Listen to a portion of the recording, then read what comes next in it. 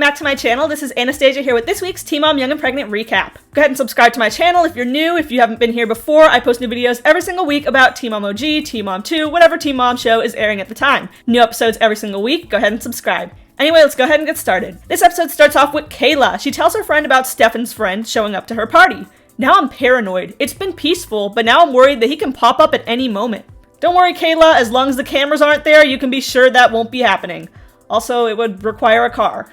Ray tells Stefan that that's your son. I was in shock at what Kayla was saying. They make it seem like you're not doing nothing since that man came out of Kayla. Is he talking about Isaiah, her 3-year-old son? Stefan says Luke can have the boyfriend label and the husband title. I don't want that. But that label that says dad, that's mine. That's a funny way to spell that. Brianna is avoiding Jessica. Since she pays part of everything, and I'm starting to think it's the larger part of everything, she can't leave until the lease ends. Later, Jessica tries to shit talk with her sister Vanessa. She's like, Ashley and them are so weird, aren't they? And Vanessa just says, no, I've hung out with them and they're pretty cool. Jessica says, no, Brianna's codependent with her friends. Me and you basically do everything for her.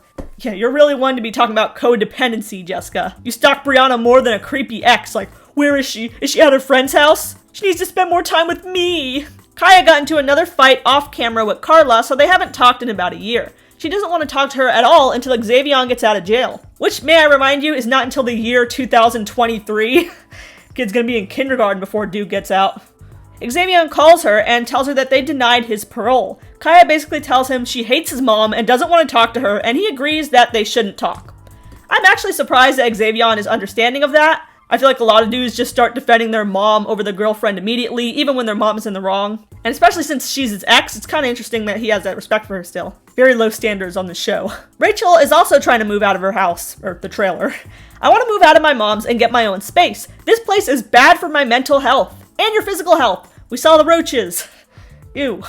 Although I will say that they did clean up the house a bit since last season. The grease-stained couch is finally gone, hopefully burned to death. Mallory lives with their grandma, but she has a job now and supposedly is actually taking care of her kid.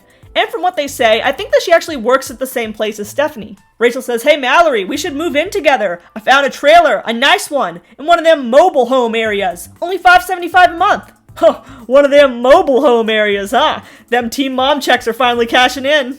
Living large. Madison meets up with her friends and tells her that she wishes Christian would disappear. He hasn't talked to her at all since the breakup, not even about Camille, and it's finally sinking in for her that he's a loser with no motivation and it isn't changing. She reveals that she even considered abortion when she was pregnant, but then they got back together and she changed her mind. Her hours at work are irregular and she's worried about her future. She hopes that one day things will change, but she says it won't be in Arkansas. Stefan FaceTimes his mom, Annette. Annette says, I was trying to call Kayla, but she don't answer her phone. Even after I sent her clothes for Isaiah, I left a message and everything. Like, I don't care how she feels about me. This is about Isaiah. You know, Kayla used to tell me, I don't want to be like my mom, always keep my dad away from us, but now she's doing just that. Stefan's like, yeah, mommy, I'm so tired of her on her high horse. Make the mean girl do what I want. Basically what he said. Not his exact words, but that's the point. Annette says, I don't like to badmouth Kayla, which, okay. But I feel cheated. I'm gonna call her again and try to meet up with her. Literally the most delusional people I have ever seen. Like, I think Stefan's mom might actually be worse than Stefan. Like, Stefan at least occasionally admits, like, yeah, I haven't seen my kid in a while, and it's kind of my fault. But in Annette's eyes, he's her precious little son who should be admitted into sainthood. One of those moms where, like, if he got arrested for murder and they caught it on security footage, she'd be like, no, that wasn't him. He was framed. That was photoshopped. Those cross eyes on her really got her seeing a whole different picture. Brianna says, my mom doesn't give me credit for being a single mom because she feels like she helps. Like, you think that makes me not a single parent? I still do everything myself. I'm usually on Brianna's side, but that is kind of weird. Like, clearly she does help somewhat. We see it on camera. I can give her a little bit of credit. Christian finally messages back Madison, but it wasn't exactly positive, as shown in this screenshot. She says, I'm not going to be talked to like that. And her friend asks her, did he take all his stuff out of your house? He took a couple outfits, I think his Xbox, maybe his deodorant. Oh, believe me, he took the Xbox, first thing. The deodorant, however, I'm kind of leaning towards no. I mean, I just get that vibe from him. Like, every time he sits on that couch of hers, he leaves a big old greasy stain like on Rachel's old couch. Her friend asks her, why don't you just get rid of his stuff? I don't want it here, but I also don't want to just throw it away. Rachel is babysitting screaming children, and she tells Stephanie about her plans to move in with Mallory, using the money she got off babysitting. I'd rather live with Mallory than you. You judge me and like, my life is none of your business. Stephanie says, that's the dumbest decision ever. You guys are just gonna fight the whole time. Mallory's gonna pop off, you'll punch her in the mouth, and then you're tied to the leash together. Nah, every time we fought was because of you. Was it though? Because Mallory has been living with her grandma even back in the day when Rachel and Mallory were fighting. Like, I remember Rachel and Mallory fighting over who was the bigger slut. I would hope that Stephanie didn't have anything to do with that. Besides, if we got a place, it would be in my name. I'm a single mom. I got welfare, I got food stamps, I got multiple benefits. I could move in for $50. Rachel is just the gift that keeps on giving. Bragging about being a leech while you're on an internationally broadcast TV show. It's just great. By the way, I don't claim to know how government benefits work, but I'm pretty sure it costs more than $50 to move into a place. $50 is not even one night at the local crack motel. Kaya agrees to meet up in person with Carla. Her mom gives her the advice to let Carla talk and learn to shut up.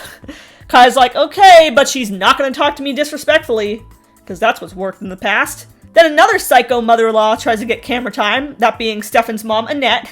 She calls Kayla, and Kayla actually answers this time. She says, I'll be in town next Friday. Let's sit down and talk. About what? Some issues. Okay. So tell me where, okay? Sounds good.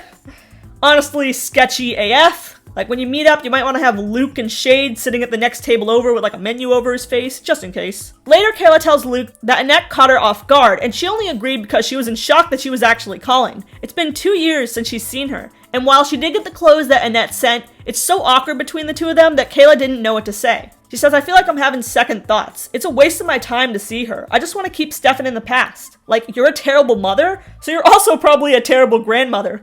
Damn, roaster. I don't want her to mess up Isaiah with her influence. Luke says, well, at least meet up with her one last time and give her a chance. Yes, please meet up. We're trying to see y'all fight. Jessica once again tells Brianna that she's being a big fat meanie. Why don't you want to spend time with me? Clearly I'm an exciting and positive person to be around. This last year has been hard. I lost hours at my job. I feel depressed. I have to change my life to be happy. And I need a new job with more hours. Jessica says, if I do something that irritates you, just bring it up right then and there so we can learn from it. You might be an adult, but you're still learning. Madison is sick of Christian using her house as a storage unit. So she invites her friend over to go arts and crafts mode. They bag up his stuff in big garbage bags, but they also dump entire tubes of glitter into the garbage bags and shake it around. I thought that was a cute little prank, like, won't get you arrested, no one's getting hurt, but he will forever get glitter in his carpet that he'll never be able to vacuum out. Then they drive up to his house. Now this is out in the country in Arkansas where the driveway is like a mile away from the front door, so they get real bold. Madison throws the bag out the window onto his driveway and says, they're pussies, they're not gonna call the cops. Like, call the cops, bitch, I dare you. Okay, I like it. Maybe Madison's not so boring after all. Rachel and Mallory have another moving in brainstorming session, which is a term that I use very loosely. Dude, the house is ready, bitch! But I can only afford a 2-bedroom, even with your help, and we both have kids. Like, I'm not sleeping next to you. What? I thought it was $50. Whatever happened to that pipe dream of a week ago? Yeah, I need privacy. Ain't no telling who I'm having over at night. And yeah, she actually said that, and I don't think it was a joke. Mallory's like, yeah, we need separate places, plus I have to save money. Then they start shit-talking Stephanie. Can you believe she thinks it would be a dumpster fire if we moved in together? As if. Yeah, like mom legit dropped me on my head as a 2-year-old. Who is she to judge us? I saw so many CPS reports on her. It's basically books of what she's done. Are these conversations even real? Sounds like an SNL skit or something. Like, yeah, mom done dropped me on my head as a baby, so that bitch can't tell us nothing. Oh, I cannot wait for a full season of the Beavers. Like, they just keep on giving. And in the last scene, Kayla agrees to meet Annette and she starts driving over to the coffee shop to see her. As we saw in the preview, there's a big fight between the two of them next episode. Can't wait for that. And that's all for this episode of Teen Mom Young and Pregnant. Do you think Rachel and Mallory should move in together?